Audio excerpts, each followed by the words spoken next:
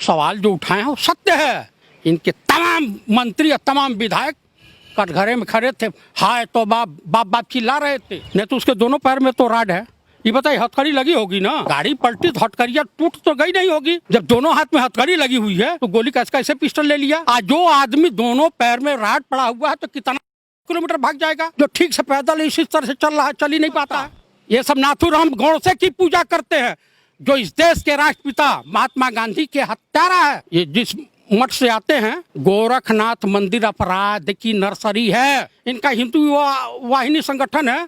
जितने भी पाकिट मार हैं, गिरहकट हैं, गौ तस्कर हैं, ये सब उसके सदस्य हैं। सब अपराधियों की मंडली है। इस देश के हिंदू समाज को कैसे गधे की तरह से, मूर्ख की तरह से बकलोल बना करके हुकूमत की जाए, वो जानते हैं। मार कर गिरा देंगे। हमारा एक भी सिपाही अगर मारा जाता है तो हम उनको मिट्टी में मिला करके ही वहां से वापस आएंगे। ये दशा हो गई।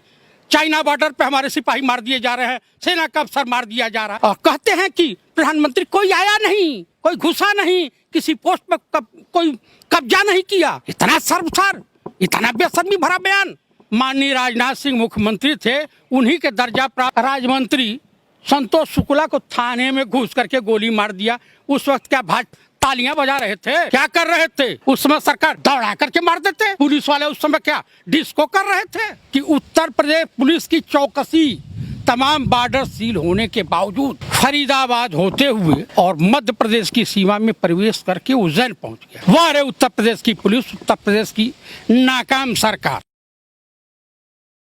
उत्तर प्रदेश के माननीय मुख्यमंत्री महोदय योगी आदित्यनाथ और उत्तर प्रदेश के पुलिस, बहादुर पुलिस के जवानों को सेना का सर्वोच्च पुरस्कार जो मरणोपरांत दिया जाता है, या मेजर धन सिंह थापा को जिंदा अवस्था में दिया गया था 1962 की लड़ाई में, परमवीर चक्र से नवाजा जा। इन्होंने तो वो बहादुरी का कारनामा कर दिखाया है कि उत्तर प्रदेश पुलिस की चौकसी तमाम बॉर्डर सील होने के बावजूद फरीदाबाद होते हुए और मध्य प्रदेश की सीमा में प्रवेश करके उज्जैन पहुंच गया। वाह रे उत्तर प्रदेश की पुलिस, उत्तर प्रदेश की नाकाम सरकार। जिस प्रदेश का मुख्यमंत्री, उप मुख्यमंत्री खुदे अपराधी प्रवृत्ति कर रहा हो, 307, 302 जैसे जघन्य अपराध के मुकदमे कायम हो, और सरकार बनते ही पहले अपने मुकदमे वापस लेता हो, उस प्रदेश की सरकार से कोई उम्मीद नहीं की जा सकती है। अगर नैतिकता थोड़ी भी बची हो माननीय मुख्यमंत्री के पास, तो इन्हें तत्काल प्रभाव से इस्तीफा दे जाना चाहिए। जब सीओ साहब देवेंद्र मिश्रा, दिवंगत देवेंद्र मिश्रा साहब ने वहाँ के एसएसपी, तत्कालीन एसएसपी उस वक्त के अनंत देव तिवारी से दूरभाष पे बात करके कहा कि जो चौबेपुर का एसओ है विनय तिवारी, ये अपराधियों से और इस गैंग, जो आतंकवादी टाइप का अपराधी है, क्रूर अपराधी विकास दुबे से इसके बड़े घनिष्ठ संबंध है। चिट्ठी भी लिखा, और चिट्ठी में लिखा गया कि अगर ये लोग इसी तरह से मिली भगत करते रहे तो आने वाले भविष्य में पुलिस महकमे को बहुत बड़ा खामियाजा भुगतना पड़ा, जो देखने को मिला। उनका प्रमोशन हुआ, डीआईजी हुए और एसटीएफ के डीआईजी हुए। पुलिस इनकाउंटर करने जाती है, पुलिस विभाग के ही गद्दार मुखबिरी कर देते हैं। देखिए, इस अपराधी का अंत हुआ, ये अति सुंदर है, बहुत बढ़िया। चाहे नाटकीय तरीके से हुआ या किसी तरीके से हुआ, लेकिन सवाल है कि इस देश की न्यायपालिका, इस देश में न्यायपालिका का अस्तित्व मौजूद है या नहीं, इस देश में मानवाधिकार आयोग का अस्तित्व मौजूद है या नहीं, या लोकतंत्र की इसी प्रकार से हत्याएं होती रहेंगी।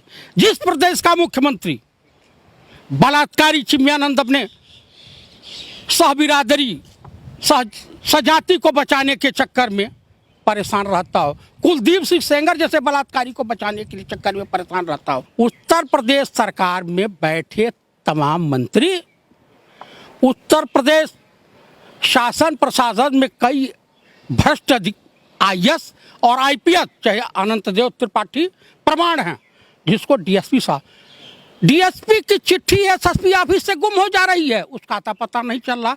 इस सब साक्ष्य को मिटाने के लिए उसका इनकाउंटर किया गया है, उसका घर गिराया गया है, जो भी किया गया है ठीक था, होना चाहिए। लेकिन कम से कम उन लोगों के खिलाफ भी तो कोई कार्रवाई का हक बनता है कि नहीं, कि या इसी तरह से लोकतंत्र की हत्या होती रहेगी इस देश में। लेकिन सर सवाल ये उठ रहा है कि विकास दुबे जो है हाँ। तो अभी एनकाउंटर में मारा गया है, लेकिन अब जनता जो वो सवाल लगातार पूछते जा रही है और टीवी पे लगातार डिबेट भी चल रहा है कि आखिर जिसने विकास दुबे को विकास दुबे बनाया उसका पता कैसे चलेगा, क्योंकि विकास दुबे तो रहा नहीं, तो अब इसका कैसे पता चलेगा? वो सब समाप्त हो गया भाई साहब। सिर्फ प्रकाश शुक्ला वाले में भी यही हुआ था। उत्तर प्रदेश के भाजपा के कई मंत्री उसके लिए मुर्गा शराब सब व्यवस्था करते थे और तमाम लोगों को पैसे देता था और मंत्री आवास में रहता था। 2001 में माननीय राजनाथ सिंह मुख्यमंत्री थे, उन्हीं के दर्जा प्राप्त राज्यमंत्री संतोष शुक्ला को थाने में घुस करके गोली मार दिया। उस वक्त क्या भाजपा तालियां बजा रहे थे? क्या कर रहे थे? उस समय सरकार दौड़ा करके मार देते। पुलिस वाले उस समय क्या डिस्को कर रहे थे? दौड़ा करके मार देते। ये तो कह रहे हैं 10, हम पूर्व सैनिक, हम लोग रिटायर हुए काफी दिन हो गया, लेकिन आज भी अगर हम लोग SRR पकड़ लें तो हम 5 फौजी ऐसे 50 अपराधियों पे भारी पड़ेंगे, अब मार कर गिरा देंगे। हमारा एक भी सिपाही अगर मारा जाता है तो हम उनको मिट्टी में मिला करके ही वहां से वापस आएंगे। ये दशा हो गई। चाइना बॉर्डर पे हमारे सिपाही मार दिए जा रहे हैं, सेना का अफसर मार दिया जा रहा है, और कहते हैं कि प्रधानमंत्री कोई आया नहीं, कोई घुसा नहीं, किसी पोस्ट पर कोई कब्जा नहीं किया। इतना सर्वसार, इतना बेशर्मी भरा बयान सामूहिक बैठक के बाद, सर्वदलीय बैठक के बाद। तो अब चीन कैसे पीछे हट रहा? इसका मतलब आया था। माननीय राहुल गांधी जो कह रहे हैं वो सत्य है, प्रियंका जी कह रही हैं वो सत्य है, RPN सिंह कह रहे हैं वो सत्य है, विनय कुमार पांडे कह रहे हैं सत्य है, तारिक अनवर कह रहे हैं वो सत्य है। ये सत्य है, कांग्रेस सच्चाई के रास्ते पे चलती है। और इस तरह की घटनाएं जो है, अरे न्यायपालिका थी, उसकी जांच पड़ताल करते, मार देती। जेल में भी इनकाउंटर, जेल में भी मारे गए हैं मुन्ना बजरंगी वगैरह। खा रहे हो? अरे नेहरू परिवार, गांधी परिवार के तरफ अंगुली दिखाते हो। बिना गांधी परिवार का नाम लिए इन संघियों का के पेट में पानी नहीं पसता। ये सब नाथूराम गोडसे की पूजा करते हैं, जो इस देश के राष्ट्रपिता महात्मा गांधी के हत्यारा है। ये जिस मठ से आते हैं, गोरखनाथ मंदिर अपराध की नर्सरी है। उत्तर प्रदेश के जो पूर्व मुख्यमंत्री हैं माननीय अखिलेश यादव, ये कह रहे हैं कि जो ये एनकाउंटर किया गया है सरकार पलटने से अच्छा है कि इन लोगों ने उसको ही खत्म कर दिया। तो आप इसको क्या किस तरह से देखना चाहते हैं? प्रियंका जी ने भी इसी तरह का सवाल उठाया है और अखिलेश जी ने वो सवाल जो उठाए हैं वो सत्य है। इनके तमाम मंत्री और तमाम विधायक कटघरे में खड़े थे, हाय तो बाप बाप बाप चिल्ला रहे थे। इनका हिंदू वाहिनी संगठन है, जितने भी पॉकेट मार हैं, गिरहकट हैं, गौ तस्कर हैं, ये सब उसके सदस्य हैं, सब अपराधियों की मंडली है। देखिए, संघी एक बात भली भांत जानते हैं कि इस देश को कैसे, इस देश के हिंदू समाज को कैसे गधे की तरह से, मूर्ख की तरह से बकलोल बना करके हुकूमत की जाए, वो जानते हैं। राम मंदिर का दे देंगे, सेना के 25 जवान 50 जवान मरवा देंगे, पुलिस के जवान मरवा देंगे, क्योंकि इनकी औलाद तो है नहीं, वो किसान और गरीब मजदूरों की औलादें हैं।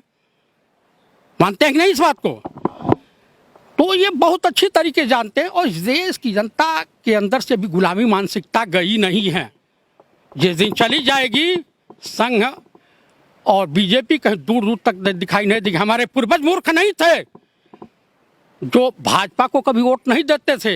ये युवा वर्ग 15 लाख रुपए की लालच में अपना दहाड़ करके वोट दिया कि भविष्य नून रोटी खाएंगे और भाजपा को लाएंगे। लाओ, नून रोटी खाने को मिल रहा। कम से कम 10,000 ब्राह्मणों की हत्याएं हो चुकी है। जिस दिन इनकाउंटर हुआ 8 ही मारे गए, 8 घायल हुए, 4 प्रयागराज में ब्राह्मणों के परिवार को काट दिया गया। उसके बाद गाजियाबाद, फर्रुखाबाद, मेरठ, मानो उस दिन 20 लोगों की हत्याएं हुई। कहाँ थी पुलिस? मर गई थी, सो रही थी।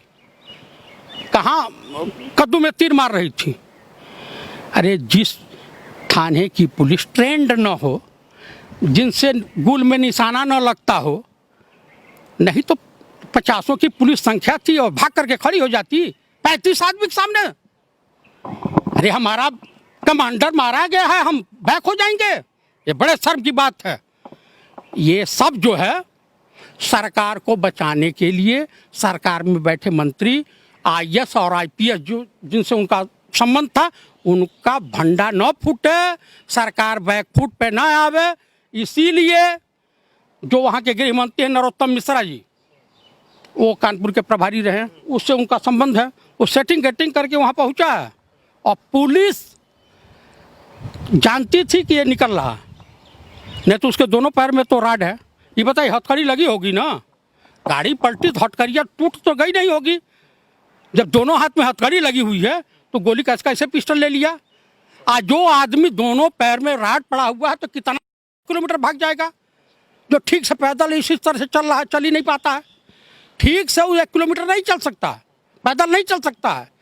ऐसा अमिताभ अग्निहोत्री साहब जो है एक सेंसिटिव और ईमानदार अच्छे पत्रकार हैं, उन्होंने टीवी चैनल पर बयान दिया है कि उसके दोनों पैर में राड है। तो ये बताइए विकलांग कैसे भाग जाएगा? भाग जाएगा। तो इसलिए जो भी किया ठीक है, मार दिया, उसी काबिल था, मरना चाहिए, लेकिन न्यायपालिका और लोकतंत्र की हत्या नहीं होनी चाहिए थी।